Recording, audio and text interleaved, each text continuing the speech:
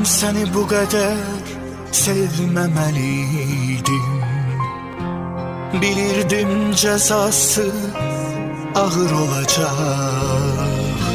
Mən səni bu qədər sevməməliydim.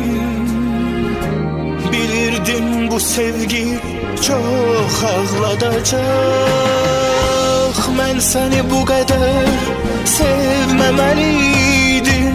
Sevgin qənim oldu mənə, qəlbimə. Mən səni bu qədər sevməməliydim. Ağrısı tuşlandı yenə qəlbimə. Mən səni bu qədər sevməməliydim. Göylərdə qısqandı, yerlərdə inan.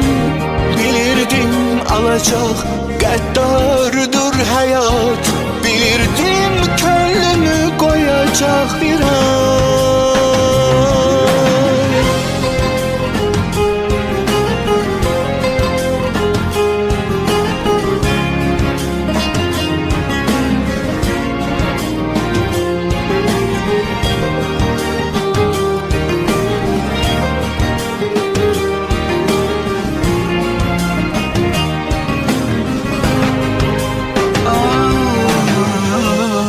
Bilirdim bu dünya əzəldən budur.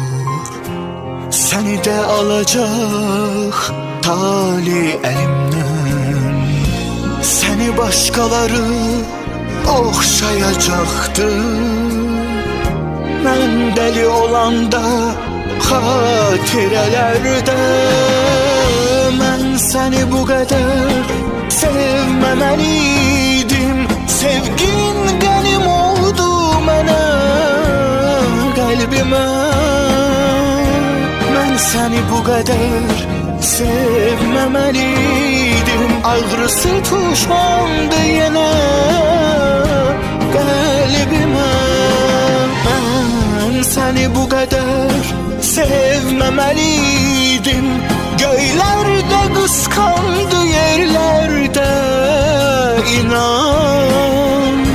Bilirdim alacaq qəddardır həyat.